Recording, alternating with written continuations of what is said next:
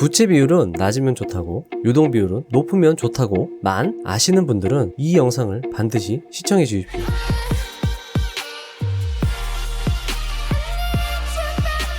오늘 영상은 주식 투자에 있어서 정말 중요한 부채 비율과 유동 비율을 자세하고 쉽게 설명하고 실전에 어떻게 적용해서 안정적이고 튼실한 종목을 발굴하는데 도움을 드릴 것입니다. 오늘 보실 차트는 총 5개입니다. 부채 비율과 유동 비율, 차입금과 차입금 비중, 영업이익과 이자 비용, 이자 보상 배율, 차입금과 금융 비용 비율입니다. 해당 차트는 신한금융 투자의 V차트에서 첫 번째 돈을 잘 버는 회사인가는 앞선 시간에서 제가 설명을 드렸고요. 오늘은 안전한 회사인가를 확인하는 5개의 차트를 자세하게 설명드리겠습니다. 자, 일단 안정성의 중요성에 대해서 설명을 드리겠습니다. 항상 투자하는 기업에 최악의 상황이 닥칠 수 있다는 것을 염두하셔야 합니다. 운 좋게 몇 번의 투자로 큰 돈을 벌었다고 하더라도 다시 그 돈을 몇 번의 투자로 잃는다면 그것만큼 가슴 아픈 일이 없을 것입니다. 따라서 우리는 기업의 안정성을 꼼꼼하게 살펴 우리가 큰 낭패를 보는 일이 없도록 하여야 합니다. 부채 비율입니다. 부채 비율은 부채를 자본으로 나눈 것입니다. 즉 부채 비율이 100%가 넘어가면 부채가 자본보다 더 많은 상태를 말합니다. 부채는 기업의 자산으로 활용되어 이익을 창출하기 때문에 부채를 완전히 부정적으로 보는 것은 옳지 않습니다. 하지만 부채 비율이 너무 높으면 부채 상환 압박이 들어왔을 때 기업이 가진 자본으로 커버치지 못하여 기업이 망하는 사태가 벌어질 수 있습니다. 따라서 부채 비율이 낮은 게 아무래도 좋겠죠? 자, 부채를 낮출 수 있는 방법은 총 3가지입니다.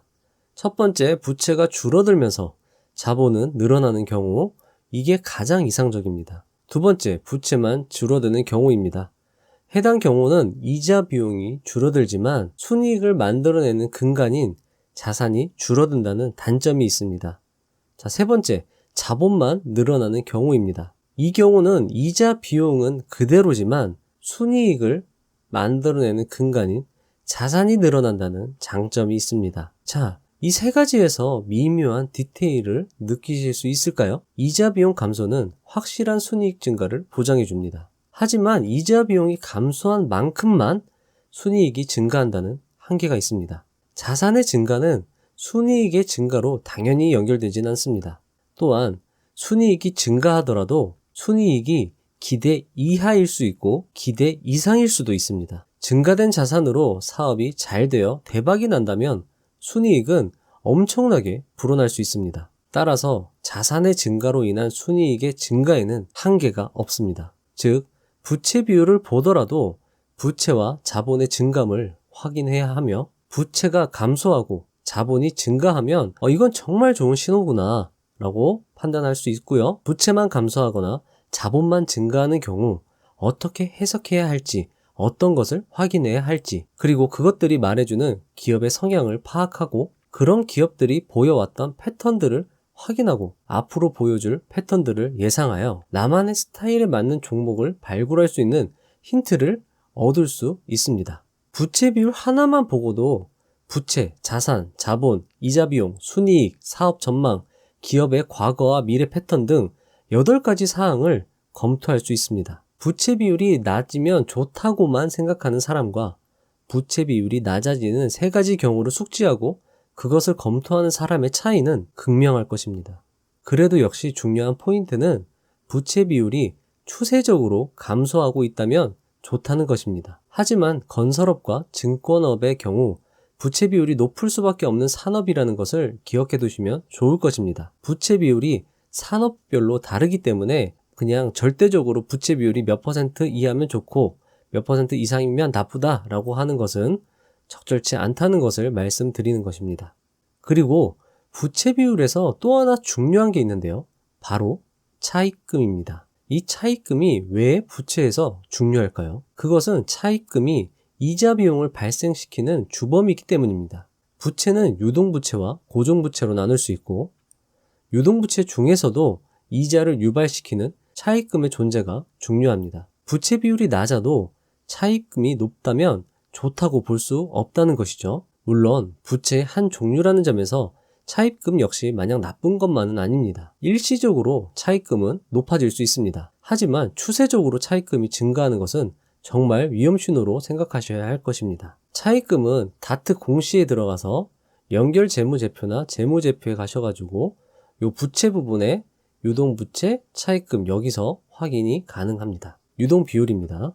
부채 비율과 함께 기업의 안정성을 나타내는 대표적인 지표입니다. 유동비율 역시 150% 이상이면 좋을 것이야 라고 알고 있는 것보다는 좀 더 자세히 알아둘 필요가 있는 지표입니다. 중요한 개념이니까 집중해주세요. 유동비율은 유동자산을 유동부채로 나눈 값입니다. 유동자산은 1년 안에 현금화할 수 있는 자산, 유동부채는 1년 안에 갚아야 하는 부채를 말합니다. 유동비율이 100%라는 말은 1년 이내에 갚아야 하는 빚을 자신의 자산으로 모두 갚을 수 있다는 의미입니다. 따라서 유동비율이 100% 미만이라는 것은 부채 상환 압박에 즉시 대응하지 못한다는 의미입니다. 자, 여기서 유동자산을 다시 한번 살펴볼 필요가 있습니다. 유동자산은 크게 당좌자산과 재고자산으로 나뉩니다. 당좌자산은 현금, 재고자산은 상품, 이렇게 생각하시면 이해가 쉬울 겁니다.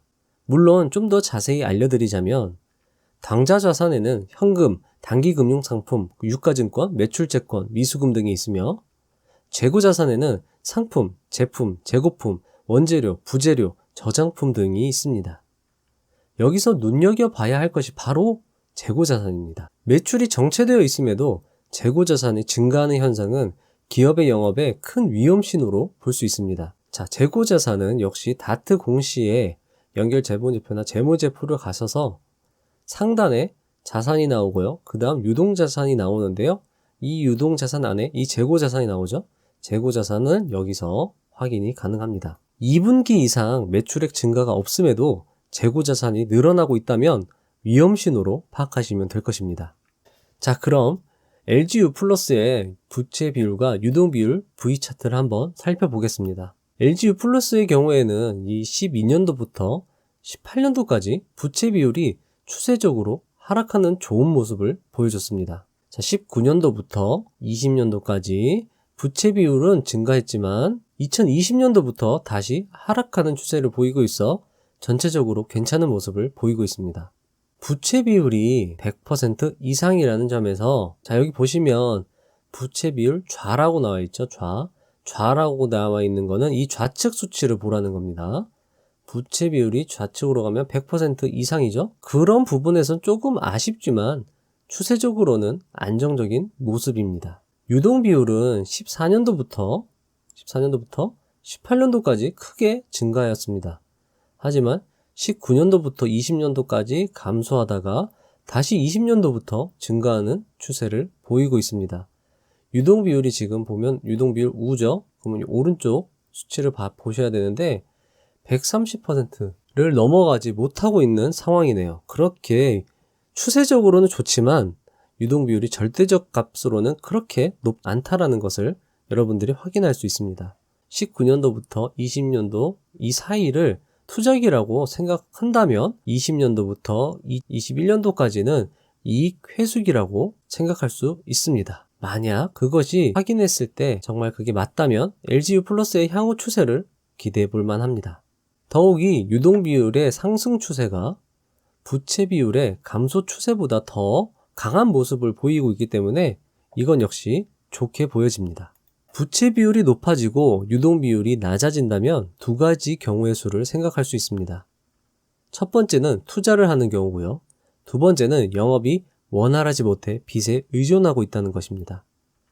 만약 부채 비율이 100% 이상, 유동 비율이 100% 미만인 상황에서 더 상황이 나빠지는 모습을 보여준다면 이것은 위험 신호로 봐야 할 것입니다. 자, 다음으로 차입금과 차입금 비중 차트를 보겠습니다. 차입금과 차입금 비중은 15년도부터 19년도까지 하락하는 추세를 보이고 있습니다. 하지만 19년도부터 급격하게 차입금과 차입금 비중이 높아지고 있는 모습을 보여주고 있습니다. 차입금의 상승 추세가 가파른 모습은 조금 부정적으로 보여지네요. 향후 분기별로 차입금을 체크해 볼 필요가 있을 듯 합니다. 차입금이 추세적으로 증가한다는 것은 위험 신호입니다. 그리고 아무리 영업이익이 높아도 과도한 차입금은 위험하다는 것을 여러분들이 알아두셔야 합니다. 하지만 차입금은 부채의 일부분으로 자산을 구성하는 요소이기 때문에 무조건 나쁘다고 볼 수는 없습니다. 공격적인 차입금은 공격적인 사업 추진으로 볼 수 있고 해당 사업이 잘만 되면 큰 수익을 거둘 수 있습니다. 따라서 차입금의 추세와 매출, 이익, 유동비율, 부채비율, 이자 보상 배율 등 지표를 다방면으로 살펴서 해당 기업이 좋은 방향으로 가고 있는지 살피는 것이 필요합니다. 또한 부채 및 차입금이 높다면 ROE가 시중금리보다 높은지도 확인하셔야 합니다. 부채와 차입금이 높음에도 ROE가 낮다면 해당 기업은 부채와 차입금을 효율적으로 사용하지 못하고 있다고 볼 수 있습니다. 자, 다음으로 영업이익과 이자 비용 차트입니다. 다행히도 19년도 이후에 영업이익이 급증하고 있으며 이자 비용은 급등과 급락을 반복하고 있습니다. 하지만 추세적으로 봤을 때 그렇게 이자 비용이 우상향했다고 볼 수는 없습니다. 누누이 말씀드리지만 부채는 이자 비용보다 순이익을 더 늘린다면 부채는 합리적인 선택이라고 볼 수 있는 문제입니다. 따라서 이자 보상 비율, 즉 영업이익 나누기 이자 비용의 값이 높다는 것은 경영진의 선택이 탁월했다는 이야기와 같다고 보시면 됩니다. 즉 이자 보상 비율이 높다면 경영진들이 일을 잘하고 있구나 라고 생각할 수 있다는 것입니다. 이자 비용의 감소는 확실한 순이익의 증가로 연결됩니다. 새로운 시장을 개척하여 순이익을 만들어내는 것은 오랜 시간이 걸리고 예측하기도 어렵습니다. 하지만 이자 비용의 감소는 즉시 순이익의 증가로 연결됩니다. 따라서 우리는 새로운 시장 개척이라는 화려함보다는 이자 비용 감소라는 드러나지 않은 신호에 집중할 필요가 있습니다. 자, 이거는 스타일의 차이인데요. 안정적인 투자자는 이자 비용 감소로 인한 순이익 증가를 선호하고요. 공격적인 투자자라면 부채, 즉 자산의 증가로 순이익 증가를 선호하게 되겠죠? 하이 리스크, 하이 리턴입니다. 자, 이자 보상 배율입니다. 이자 보상 배율은 2보다 높으면 일단 안심인데 현재는 8로 준수한 수치를 보여주고 있습니다. 지금 8배죠. 차입금이 높은 선택은 탁월했다고 볼 수 있는 부분입니다. 자, 차입금과 금융비용 비율입니다. 차입금과 금융비용 차트에서 기업이 실제로 부채를 갚아나가고 있는지 확인해 볼 수 있습니다. 여기서 금융비용은 이자 비용을 매출액으로 나눈 값을 말합니다. 차입금으로 매출액, 영업이익, 순이익을 증가시켰다면 금융비용은 점점 낮아질 것입니다. 즉 차입금이 증가함에도 금융비용이 낮아졌다는 것은 그만큼 차입금으로 사업도 잘하고 있고 빚도 잘 갚고 있다고 해석할 수 있습니다. 위 차트에서 보면 19년도 이후에 차입금이 급증함에도 금융비용은 미세하게나마 추세적으로 하락하고 있다고 보여집니다. 그렇기 때문에 긍정적으로 봐줄 수 있겠죠? 자, 이제 19년도 이후에 V차트 추세를 바탕으로 LG U+의 종합 분석을 한번 해보겠습니다. 유동비율은 증가, 부채 비율은 감소, 차입금은 급증, 영업이익이 급증, 이자 비용 및 금융비용은 미세하게 하락, 이자 보상 비율 8, 차입금 비중 40%. 이 데이터들로 어떤 스토리를 만들 수 있을까요? 해당 기업의 차입금이 증가하였음에도 부채 비율이 감소하고 유동 비율이 증가하고 영업이익이 급증하였다는 것은 차입금을 빌려서 그저 허투루 써버린 것이 아닌 무엇인가 사업을 추진했다는 것을 의미하고 그 사업이 상당한 효과를 내고 있다고 볼 수 있습니다. 자, 그렇다면 여기서 경영진이 상당히 능력이 뛰어나다, 이것까지도 파악할 수 있겠죠? 차입금이 증가함에도 부채 비율이 감소했다는 것은 차입금의 증가보다 자본의 증가율이 더 높았다는 의미로 해석이 됩니다. 자, 여기서 보시면 부채 비율은 부채 나누기 자본, 이 공식이 머릿속에 암기가 되어 있어야 위 말이 이해가 되실 것입니다. 자, 보시면 부채는 부채 나누기 자본입니다. 차입금은 이 부채의 한 부분이죠. 차입금이 증가해도 이 자본이 더 크게 증가한다면 부채는 감소하게 됩니다. 차입금의 증가가 이익의 증가로, 이익의 증가가 자산의 증가로 이어졌다고 평가할 수 있습니다. 차입금이 그렇게 증가하였음에도 이자 비용이 그렇게 많이 증가하지 않는 것은 빌린 돈으로 더 큰 수익을 내고 있으며 그만큼 번 돈으로 빚을 갚아 나가고 있다고 볼 수 있겠죠. 사실 이 모든 것이 이자 보상 배율에 녹아 들어가 있습니다. 이자 보상 배율이 8이라는 것은 이자 비용보다 영업이익을 8배 더 내고 있다는 것입니다. 차입금의 비중이 상당해서 이자 비용이 만만치 않을 것인데 이자 보상 배율이 8이라는 것은 상당히 영업을 잘해 나가고 있다는 의미로 받아들여집니다. 하지만 차입금 비중이 40%에 육박하고 있기 때문에 마냥 좋게만 봐줄 순 없을 것 같습니다. 이에 대한 지속적인 관심이 필요합니다. 사실 여러분들이 그 어떤 경영자들의 역량을 파악하기가 사실 어렵죠. 하지만 이 부채 비율, 유동 비율, 이 차트만 잘 확인하더라도 이 경영진들의 어떤 역량을 어느 정도는 유추해낼 수 있습니다. 그렇기 때문에 이 숫자들, 이 차트들이 말해주는 의미들을 여러분들이 그냥 높으면 좋고 낮으면 뭐 나쁘다 뭐 이런 식으로 받아들일 게 아니라는 것입니다. 정말 많은 정보들을 이 지표들로 얻어낼 수 있다는 것입니다. 이렇게 데이터를 가지고 종합적으로 분석해보는 연습과 습관을 길러간다면 분명 기업에 대한 이해도가 더 높아지고 그만큼 올바른 투자를 할 수 있을 것이라 생각합니다. 오늘은 저 나름대로 의미 있는 시간이었습니다. 많은 것을 다시 한번 공부할 수 있었고 용어들의 의미를 다시 한번 새길 수 있었습니다. 이 영상이 여러분들에게 도움이 되었으면 합니다. 만약 도움이 되셨다면 구독과 좋아요로 저와 함께 해주셨으면 합니다.